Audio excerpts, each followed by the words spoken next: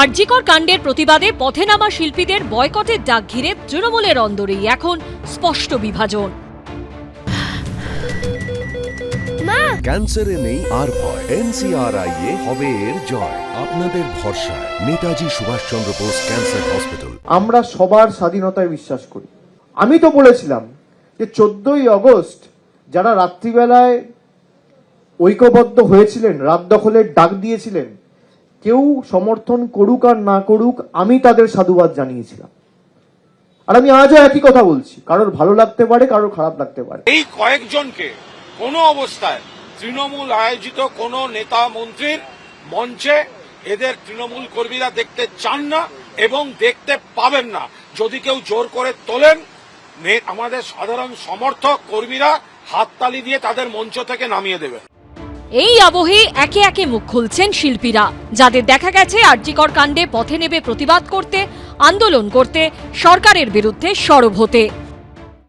আমার মনে হয় গণতান্ত্রিক দেশে বয়কট জিনিসটাই হওয়া উচিত নয়। পার্টির ডিসিশন হয়, তাহলে আমার কিছু বলার নেই, কিন্তু পার্টির মধ্যেই তো সকলে একমত নন। অভিষেক একরকম বলছেন, অন্যরা একরকম বলছেন, তাহলে তো পার্টির মধ্যে সকলে যখন একমত নন, তাহলে এটা কোনো মানেই হয় না। আর ব্যাপারটা তো অগণতান্ত্রিক, কারণ গণতান্ত্রিক দেশে সকলেরই প্রতিবাদ করার অধিকার আছে। আন্দোলনটা we want justice for RG Kar. আমাদের কোনো দলীয় রাজনৈতিক মুনাফা নেই। মমতা বন্দ্যোপাধ্যায় তো কখনো তো ওনার মুখ থেকে শুনিনি যে উনি বলেছেন যে যে আমরা যে আন্দোলন করছি সে আন্দোলনটা সেটা বন্ধ করে দেওয়া উচিত। আমার যবে মনে হবে যে অন্যায়ের পাহাড় জমেছে এবং তার জন্য প্রতিবাদ করা দরকার, তার জন্য রাস্তায় নামা দরকার, আমি নামবো। তাতে ওনারা ওদের দলীয় স্টেজে আমাকে ডাকলো কি না ডাকলো আমার বয়ে গেল। চিকিৎসকের ধর্ষণ খুনের বিচার চেয়ে প্রতিবাদে সরব হয় নাগরিক সমাজ। এই আবহেই শিল্পীদের বয়কটের ডাক দিয়ে কুণাল ঘোষের করা এই পোস্ট উস্কে দিয়েছে বিতর্ক। গণতন্ত্রে ডিকটেটরশিপের খেলা চলছে, হিটলারই খেলা চলছে আর কি। শিল্পীকে এবং তার শৈল্পিক দিকটাকে, এটাকে তো গলা টিপে মেরে ফেলা হয়। যদি গলা টিপে মেরে ফেলা হয়, তাহলে সেই শহর বা সেই রাজ্যের কি হতে পারে সেটা আমার বলার অপেক্ষা রাখে না। আমার শিলিগুড়ির শো ক্যান্সেল হয়েছে, আমার কুচবিহারের শো ক্যান্সেল হয়েছে, আমার কলকাতার ওপেনিং ক্যান্সেল হয়েছে। আমার মোবাইলে মেসেজ রয়েছে হোয়াটসঅ্যাপে যে দিদি রাজনৈতিক কারণে আপনাকে আনতে পারছি না, ক্ষমা করে দেবেন দিদি, পাশে থাকবেন। এটা কি ধরনের থ্রেট কালচার? বাস্কেট ফুল ভালো অ্যাপেলের মধ্যে একটা পচা অ্যাপেল থাকলে বাকি অ্যাপেলগুলো পচে যায়। I believe in my chief minister and I believe in Abhishek and I don't think যে ওরা কেউ এমার্জেন্সিকে সাপোর্ট করবে। দলে অনেক রকম লোক থাকে, তারা বলে নানান কথা। কেউ একজন বলেছে যে না, আমি রাস্তায় হাঁটতে চাই কারণ একটি মেয়ের সঙ্গে অন্যায় হয়েছে বলে, সেইটা কেউ করেছে বলে তার কাজ চলে যাবে, এটা হতে পারে না। যদিও উল্টো পথে হেঁটে শিল্পীদের একাংশকে খোঁচা দিতে ছাড়েননি তৃণমূলপন্থী বিদ্বজ্জন সুবোধ সরকার।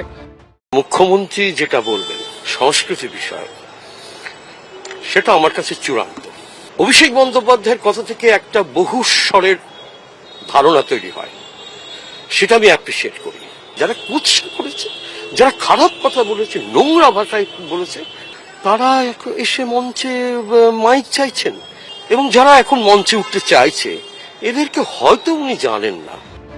ব্রাত্য বসু, যিনি শুধু মন্ত্রী নন, একাধারে নাট্য ব্যক্তিত্ব, অভিনেতা, পরিচালকও, সেই তিনিও পরোক্ষে শিল্পীদের একাংশকে খোঁচা দিয়েছেন।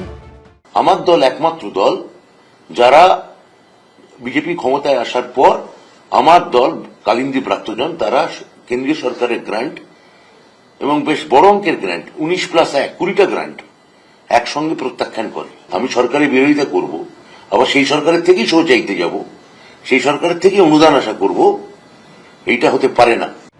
শিল্পী বয়কটের ডাক নিয়ে যেভাবে অভিষেক বন্দ্যোপাধ্যায়ের সম্পূর্ণ বিপরীত অবস্থানে অনড় থেকে কুণাল ঘোষ তাকে কার্যত মমতা বন্দ্যোপাধ্যায় দেখালেন এবং কুণাল ঘোষের পাশে তৃণমূলের একাধিক হেভিওয়েট নেতা দাঁড়িয়ে পড়লেন, তাতে তৃণমূলের ভরকেন্দ্র ঘিরে জল্পনা আরও জোরালো হল। কৃষ্ণেন্দু অধিকারী, ব্রতদেব ভট্টাচার্য ও ঐশী মুখোপাধ্যায়ের রিপোর্ট, এবিপি আনন্দ।